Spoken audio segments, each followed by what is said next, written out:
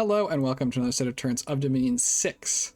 I'm the False God. We're playing as Pyrene, and we have just been attacked by Lulu Snugglebuns as... So we went ahead and tried to move to catch his forces, and in fact, he did not move and attack us at all. He went ahead and consolidated all of his forces here in 44. Now, this makes a lot of sense in some respects. We have heat, right? Which is definitely going to make his guys a lot worse. You know, heat 1 versus cold 3 is a pretty major distinction for his Thrims herdings. It lets him potentially move up this 40 ball of additional Jotun. And there may be other, you know, maybe there's mage support hiding somewhere in here. We see another, this is the only, these we've seen are here in Osori, but I'm sure they're around here. There's his god who's awake and another 40 Thrims herdings in his capital. With that said, I did another small bit of testing, and we're going to go ahead and I think we can take this fight. We're also going to add to our original plan. So we're going to do less group Barkskin and do more Swarm, an earlier Swarm, and I'm going to add a Summon Imps to everybody. So it might be easiest actually to see it through here. So we're bringing a pretty substantial force. We're bringing 3 Acrobelts. I think we have 12 Sorgina. Yeah, 12 Sorgina. All of them are going to do an Imps. So we're going to try and tar pit the bejesus out of him. 3 Swarm, or one of these guys isn't doing, one of the Acrobelts is not doing Swarm. He's just doing Barkskin because he doesn't have as much nature as the others. So he wouldn't get through the whole script. I wanted to keep him awake. So he's going to do all the bark skinning, or a lot of the bark skinning. And everybody else going to make a bunch of crap and then do lightning bolts. We're going to skip the mist for him. We're also putting some units on attack rear. See if we can't snipe out his backline. We ourselves are vulnerable to imp plays. And if he had any other way of flyers, or if he wins through to our rear, it's possible. I can't remember. I might have ended up making a last minute change and putting this like here just to try and help with some of the imps, but we'll see. Blood is not usually Jotun's first research, and they don't have their capital doesn't produce any, so blood hunting for them is going to be a little bit dicey early, as I think, right, it's just on. So the Scrotty have it, but they're pretty expensive. They're slow to recruit. The Gaija have 1 in 5 random at getting 2. You have to have patrol chaff available. So I don't think that they're terribly likely to bring imps. I don't see any evidence of it anyway. We're also sending a little squad out to try and raid this back. Besides that, we got Astral Pearls and Fire Gems, which is great. And we got a Bard. Now this Bard is actually pretty important. He's going to go and do all of our glamour searching later in the excuse me, later in the game. He's a spy. We could potentially put a lot of plus stealth items on him and go and steal graphs, which can be pretty big. We can also potentially, if it gets really crazy, look to do some silly stuff like empowering him in blood and chucking 3 boosters on him to then summon the succubus. These guys are now, or these gals, demons, are now, they're no longer pathless like they were in 5. They now have 2 glamour paths. So being able to get into this glamour can be pretty nice. So that is all great news coming out of our Bard. But yeah, the other thing that could happen, he could move and try and fight one of our forces. I think that we have more stuff. We have more stuff overall. You know, in each individual province, we have about 2 to 1. So I think we'll push through. So if there's like an army bump, but no guarantee. And if he moves into our lands, right, he's fighting in a lot less cold. He may not have as much of his support, etc. But so this is obviously, I mean, I don't want to say it's for all the marbles per se, but this is all of our sacreds. Nobody else is... I made another commander here. He's going to go ahead and move some more swordsmen. If we lose this fight here, we're probably going to lose the game. We're putting everything we've got into it. You know, it'll take a little while, and maybe we can get bailed out or something, but this fight we probably need to win to stay in this game. So without any further ado, let's go ahead and jump into it. Go ahead and jump into 22. Slow splits, 22. Okay. So we do, in fact, get the battle. I think it's Evergreen Forest. Go ahead and watch it. Yeah, okay. So, pause real quick. So I kind of already explained our plan, right? We've got some attack rear. We're doing a ton of tar pitting with imps and with swarms. And then we've got our front line of swords guys backed up by our heavy cavalry sacreds. But what we don't know is what he has. So he's got a lot of these Thrims herdings. Not entirely sure what it looks like they're in boxes. It looks like there's like 2 boxes with a line up front. I think he may have leadership issues. If we go ahead and look what he's got, he's brought a bunch of the Gaija. 3, 6, 7 Gaija. And then he's got 3 commanders, some of whom don't have...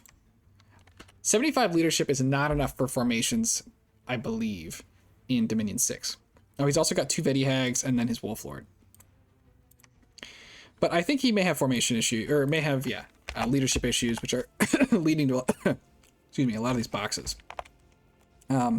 He's then got miscellaneous Jotuns, a couple archers, some PD. Not much of a PD dump at all. Could have been a big PD dump here. I don't know if that would have helped him. It might have just been good for triggering our Blood Surge. And then more of these boulder guys. And his mages all look like they're going to do body ethereal, basically. I see a blur, I see a blessing, I see a bark skin. But let's go ahead and just... everybody get out your popcorn and enjoy the show. See, there go all of our imps. Got wolves coming out, a lot of lightning bolts. Some of the imps made it right in here, distracting these Gaija. A lot of lightning bolts. The swarms didn't get in front of our units quite like I'd hoped they would. I kind of made a mess of our formation here. But a lot of lightning bolts still coming out. We are doing what we can. Look at that. Those imps there just drew all these boulder fires. These guys only have 2 rocks apiece. So that can be pretty bad for them if they use them all up. We're getting a little strung out. We're kind of fighting in these pockets. We got more bugs coming in. Our mages are walking forwards, but once they're off script, they're not going to do much. The way the AI is, they're not going to cast Lightning Bolt mostly. They're going to cast Fireflies. Or like Arrow Fend, which you just saw there, even though there are no enemies to fight, or no arrows coming at them. You can see that our left flank has 1, and is now chasing these units off the field. Our right flank and sort of, or I guess more of our center, is still just sort of holding firm. You can see the 5 cold resistance we have is making it so that we really are just not fatiguing out against these Thrim Surtings, even though this is cold 3. Alright, we would like these guys to come back. Here they come. Once they smash into this back line, I think that should probably be the end of this. Yeah, there's Fireflies. Despite the fact that these guys have a cold weakness, or a shock malice, we're still just Firefliesing. Which is patently absurd. We did get our swordsmen have run off, but our heavy cav sacreds are holding firm. Looks like they've almost lost this front stack of Thrim's herdings to a man. That one went to sleep, I think.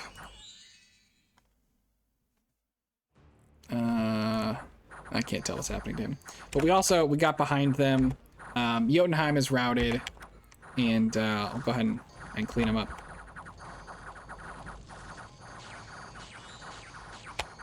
Now they do the lightning bolts when it doesn't matter. So, we lost 27 Emerald Knights, plus some percentage of this 3 that may or may not ever make their way home, and 15 swordsmen.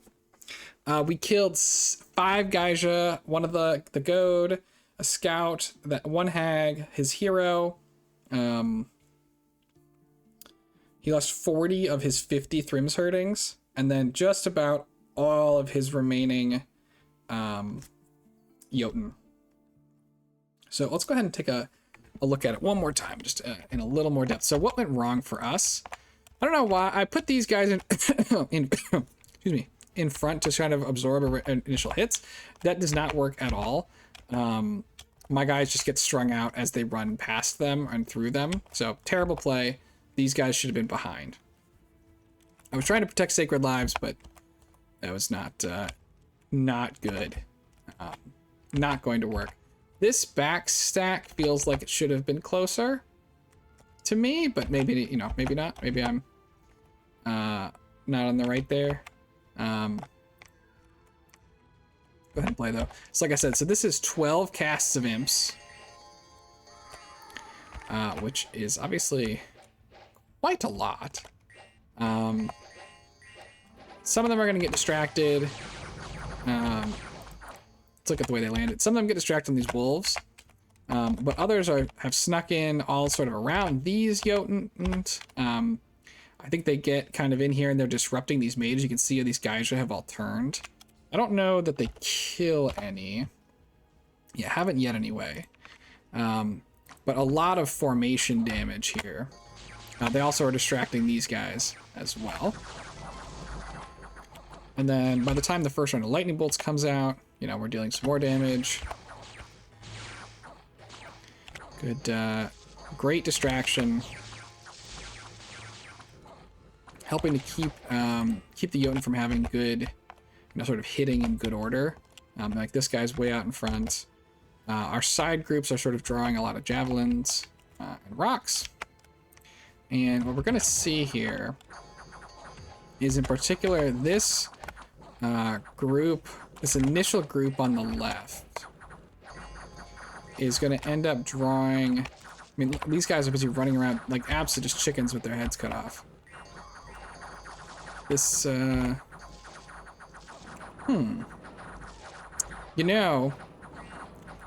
was watching this because I was trying to watch for a particular way that it had gone down, but there was a patch, so this is not the same battle, of course. So it's good to know that it wasn't a fluke.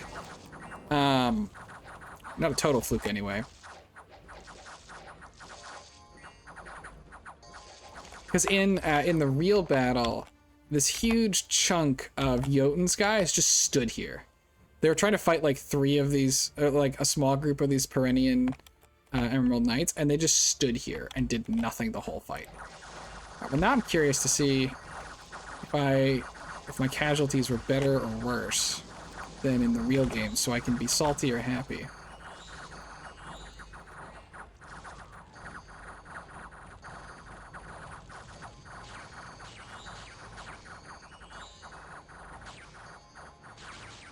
Okay, so let's see if we continued to not lose any commanders, so that's the same. But turning that off, we lost 4, 5, 6, 7, 10, 14,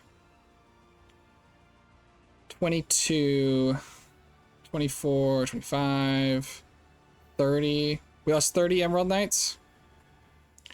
So I think we did slightly better than in... Yeah, it's pretty darn close. It would appear that this was the way the battle was going to go. But, yeah, so we kind of wrecked them. We also won our little raid. Misfortune +1, thanks to Sakane for getting the Throne of Misfortune, which is Ulm. We found a Wolf Oak, which is worth 1 nature gem. So, with that, we also, you can see, we did not rout. in the real fight. And we're going to go ahead and proceed forwards. And we're going to look to launch, to go ahead and lodge ourselves on top of Amberfield. We're going to go ahead and try and take and raid Morn. It's definitely possible that there was a move to be made here to try and pick both of these off as well. Probably a misplay to just go in here. But I was trying to keep our forces together, and we don't have a ton of leadership. Of good leadership, anyway. So, you know, I just wanted to kind of put Amberfield. What if this sort of falls, right? Then these are both going to fall on their own, and we can sort of look to move down. 20 more Thrims herdings here. 20 guys here. There could be more guys in this fort. It's unlikely, but I didn't want to be too overly too brazen, because one thing I could have done is all these mages could have stayed and researched, right? So the fact that I had them move cost 16 times 12 plus the acro belts. So quite a lot quite a lot of points of research we're kind of spent moving right onto this fort that I think I could have probably stayed. I just kind of got worried that without the mage support, right, if there was a PD dump here of Jotuns combined with Sacreds, that it was just too risky to go through with. Not sending everybody. So we're gonna go ahead and try and raid. We're gonna go ahead and put this under siege. We're gonna find out pretty quick that the wall integrity on these giant fortresses is insane, and quite difficult to get through. We got to go ahead and send this result also to Nabah, and they're going to be jumping in like they said they would. So that is also quite good for us. But yeah, this is the main big fight that we're going to see for some time with Jotun. So we'll go ahead and jump into 23.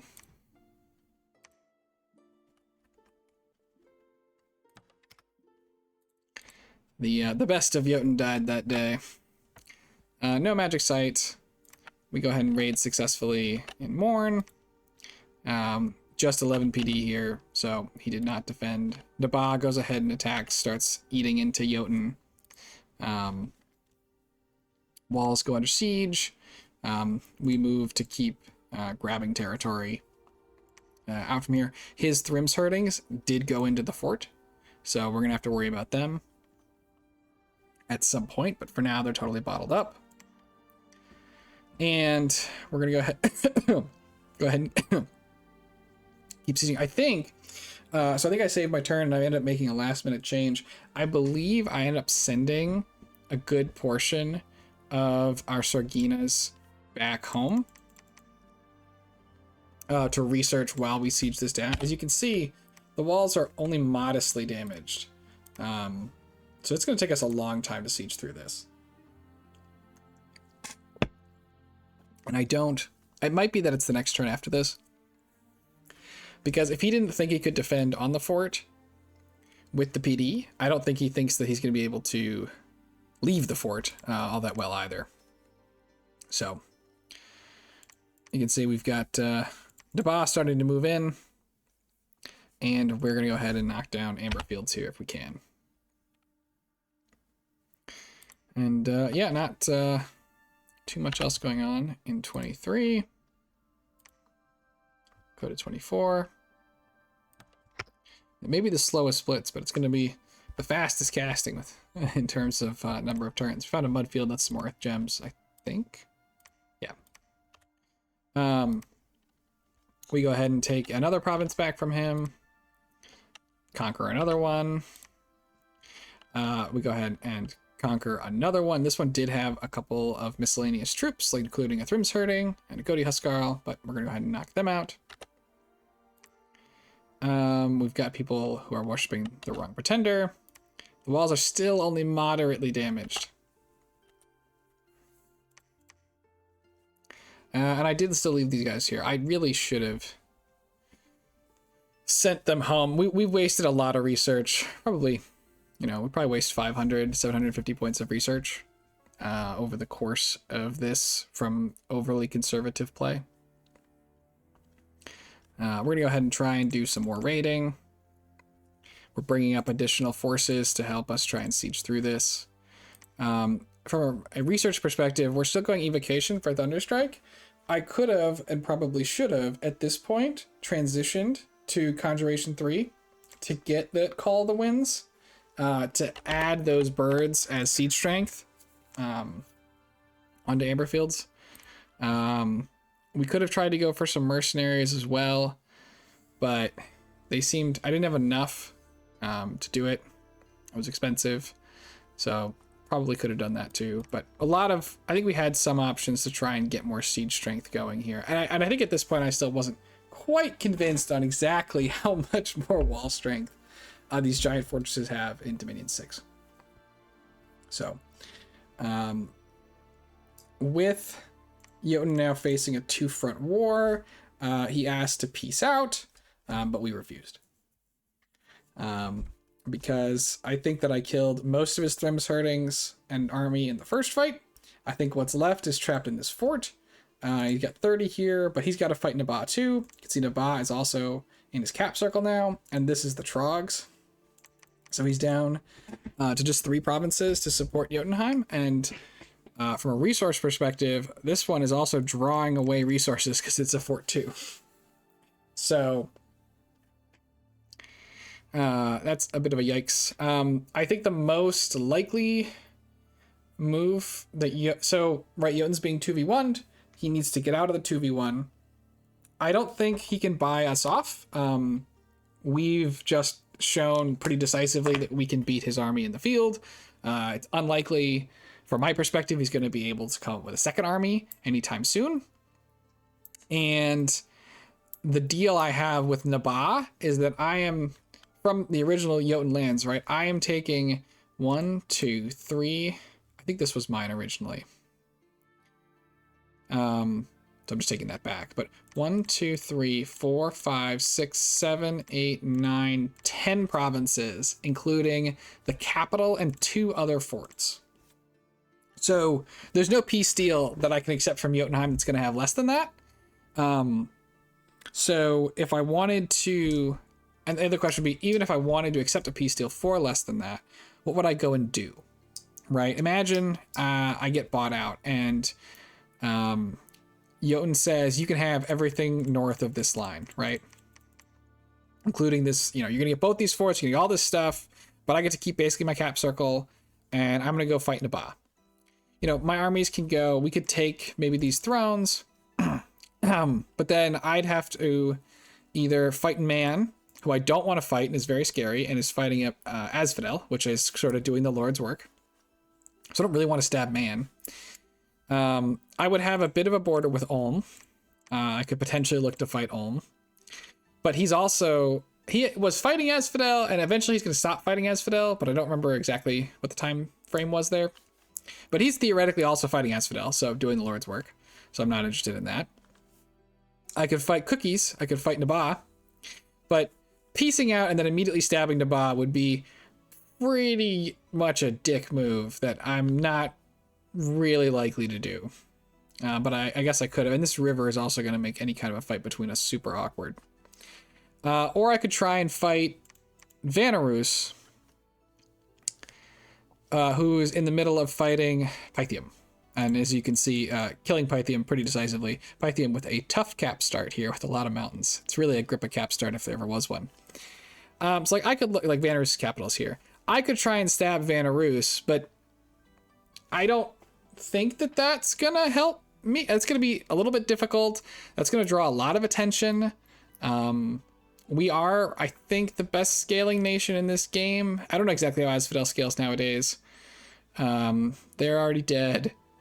I think we outscale Man, although they certainly have plenty of, everybody has good tricks, but we definitely outscale Agartha. I think we outscale Ulm, although Ulm might be able to have us a timing where he's ahead if he does, tons of lanterns. He can definitely have a lot of research on us. Abyssia is also blood, but they've got some growth problems. I think we'll outscale them. These are obviously assuming people are comparable sizes. If somebody's 50% larger than us, then yeah, they may just outscale us either way. Nabas scales very well, which is part of why we have this alliance, is that we both think that we're some of the best scalers. We don't want people to gang up on us. Bandarlog is dying, so they can scale very well, but they're dying. Fascia is dying. I think we outscale Fascia, although they now get Wailing Winds for all their armies, which is pretty spooky. Vanarus does have blood, but I believe it's less blood than us. The Sages can get blood 1. The Vanabog can get blood 2, but it's pretty rare, and that's a cap only. And neither of these make blood, so we have a lot more blood than Vanarus does. And then Jotunheim actually I think scales very well. In general, although they do have giant problems eventually, but they've got a great mage lineup. But they are the one we're trying to kill, so that not as relevant. So I don't think that it ever made sense for us to accept a peace offer from Jotunheim. The peace offers also, so they we received multiple, and they tended to always be too small to even consider at that point. You know, I think when we'd gotten around here, it was sort of like when we killed this army, it was return to original borders. And then when we got to around this point, it was, okay, you can have this stuff. And then, you know, later I think it'll be this stuff. But it sort of, it was almost always just saying I'm giving up a claim on what you've already taken from me.